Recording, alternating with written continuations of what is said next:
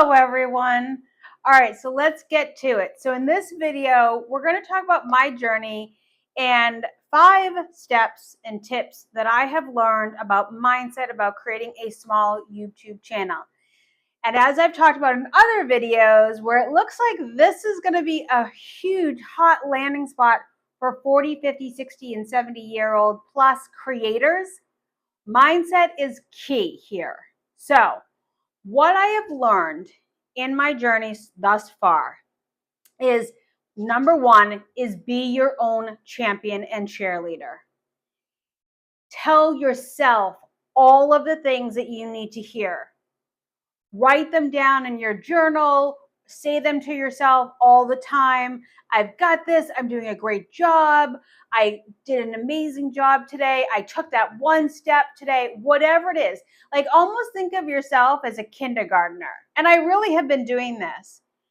It's celebrate every scribble drawing that you would do if you were a 5-year-old. This is huge, because you're sending good dopamine hits to your brain to keep going. And right now, dopamine hits are huge for starting something new, because we don't have any evidence that we're having success on this. But if we speak positive, we cheerlead ourselves, we tell ourselves, way to go, and really truly mean it. I write in my journal every day at night that I'm proud of myself, that I love myself, that I've got this, that what's the next step?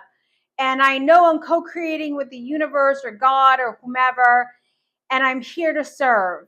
And I lean into that part of it. So again, number 1, be your own cheerleader. Tell yourself what you want others to say to you, because they may not, but don't allow that to stop you. You be your sticky notes that you need to hear and you desire to hear, because that's really the most important person. Second, number 2 is one of the big things that's come into play is one step at a time. When we're starting anything new, no matter how intelligent we are or all the life experiences we've had, we can get into that mindset of overwhelm, which actually tries to keep us safe.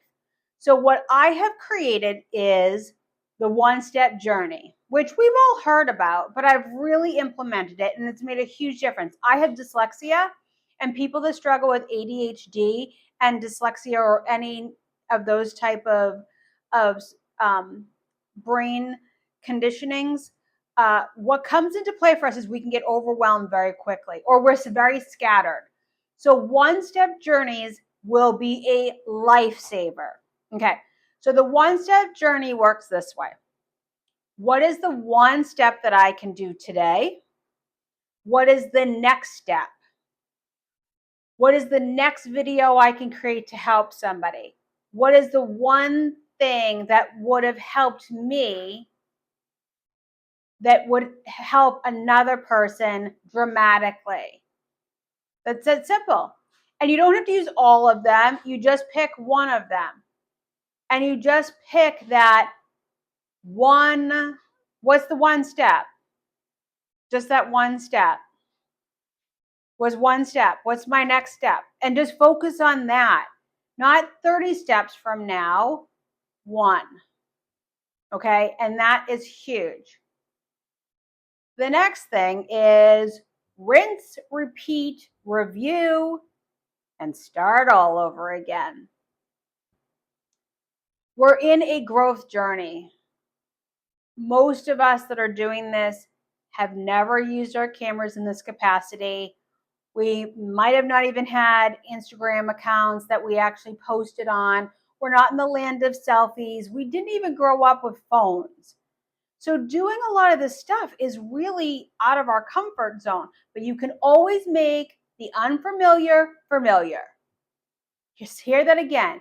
You can make the unfamiliar familiar as you can make the familiar unfamiliar. And that is a key point, because what's unfamiliar to now will be very familiar to you very soon, as long as you keep taking action. Number 4, progress over perfection. I think what happens is, as we've matured, we feel as though I should be able to do that just like that. This should be easy. This should be easy. Or we get into the mindset of, oh, wait a second, my kids did that for me, or my kids did my phone stuff for me, or my kids fixed this for me, or this did this. Like, no, I don't know anything about this. I don't even want to go in that pool. And it's, or, well, I'm not going in that pool until I look like I have it all figured out. My colors, my this, my that. And I know you've heard this 100 times, but it's really true. It's better to do it a hot mess than not to do it at all. It's just that's just the reality of it. And I have experienced this. I mean, I look at some of my first videos, I had my headphones in, I had no clue that they were in until halfway through the video. I had my neighbor across the street watering her grass, and you could completely hear it in the video. I had audio issues. Some of my first videos haven't even gotten views on them. It's just, but I keep just making progress. And that is the most important part of all of this, is just keep making progress. And when you do the one step and you keep making progress, then you climbing the mountain every day. The last one is find 1 to 2 people that really understand what you're doing and have them as your soundboard. Have them be your soundboard for idea generating. What type of videos would they like if they were in the group of people? Like, that you can talk to about this. All you need is 1 or 2 people. And if you don't have 1 or 2 people, write in a journal or join a group that can help you with feeling like you're heard and seen, because that's important too. But it's, surrounding yourself around that creative energy and people, because the reality is a lot of people aren't going to understand what you're doing. Like, I talked to my dad because I think he'd be awesome at this. I talked to my dad and he laughs at me when he's like, oh, honey, what are you up to? I'm like, oh, I've been working on creating videos and building my channel. And he's like, oh, okay. All right, well, yep, you just keep going at it. But there's an undertone of it like, okay, yep, whatever. Like, good luck with that, because it's not in his wheelhouse. And that's okay, because I just keep going and keep talking about it. And it's like, and that's important too. It's like, don't hide what you're doing, but make sure you're just getting support and love from the right people. But mindset is a huge part of this equation, because you're going to see videos and you're not going to always love how you look in them. You're going to see videos and you're going to feel like, oh, that should have been better. Or you're going to see videos and you're going to be like, oh, I made a mistake there. Like, oh, what do I do? People don't care if you sneezed. They're looking for human experiences, just show up as real, authentic.